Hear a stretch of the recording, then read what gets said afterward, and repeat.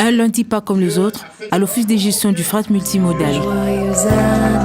L'Office totalise 38 ans d'existence, une longue expérience parsemée par des multiples soubresauts.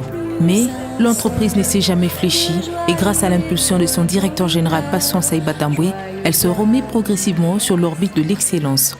Je me dois de rendre gloire à Dieu, le maître des temps et des circonstances. C'est lui-là même qui a renouvelé le souffle de vie en chacun d'entre nous et permis la rencontre de ce jour.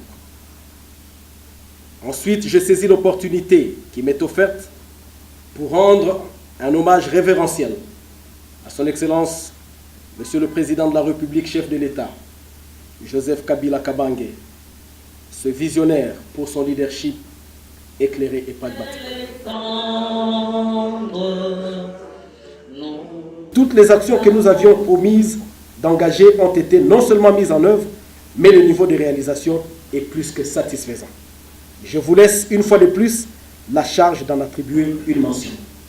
Cependant, tout en nous félicitant collectivement pour ces réalisations, nous ne devons pas passer sous silence les défis auxquels nous avons été confrontés tout au long de ce parcours. La réussite comme le rayonnement de l'OGFM ne sont pas à l'honneur des seuls mandataires, mais un avantage pour l'ensemble du personnel. Ces 38 ans d'existence coïncident avec l'avènement d'une année au pouvoir de l'équipe Saïba, une année marquée par le renouvellement d'engagement de l'Office comme acteur clé capable d'assurer la promotion du commerce extérieur et apporter une assistance de proximité aux chargeurs. Les différentes réformes que nous sommes en train d'engager visent, d'une part, à améliorer la performance dans l'exercice de nos missions en accroissant par le fait même nos revenus, source de notre bien-être, et d'autre part, à mieux baliser l'avenir pour cimenter encore mieux l'OGFM dans ses missions de conseil des chargeurs, de conseil technique du gouvernement en matière de transport et aussi d'un incontournable acteur dans le déroulement du commerce extérieur. Nous avons bataillé très durement, sans répit, bravant tous les risques, menaces et obstacles, oubliant même parfois nos vies de famille. Les nombreux voyages que votre humble serviteur a pu effectuer n'ont pas été une partie de plaisir, encore moins un désir pour découvrir le monde, mais plutôt des démarches pour élargir le périmètre de l'Office et lui trouver de nouvelles opportunités de partenariat et de financement. Je vous assure que ces démarches portent déjà leurs fruits. Un apport qui fait de cette entreprise publique un véritable conseil technique du gouvernement. L'acquisition des nouvelles bâtisses illumine cette ambition.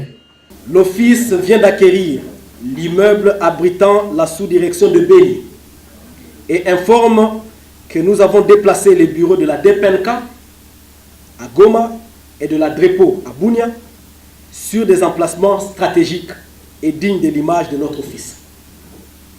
La prochaine étape consiste à acquérir des terrains et construire carrément pour ces deux entités.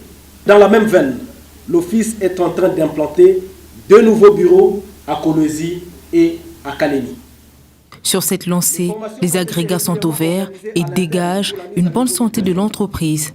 Alors que nos recettes mensuelles peinaient à dépasser la barre mensuelle de 1,5 million $, je vous informe avec satisfaction que nos recettes des 5 derniers mois affichent un accroissement de plus de 200%.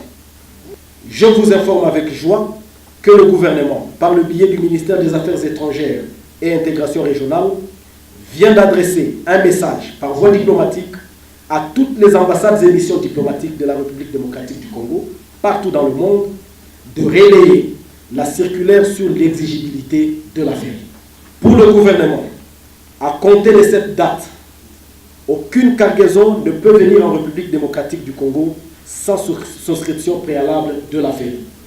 En vue d'atteindre la couverture intégrale du fret, et comme annoncé, l'Office a levé l'option de diversifier les mandataires opérant par zone géographique et s'est doté de son propre système informatique de gestion de la ferry.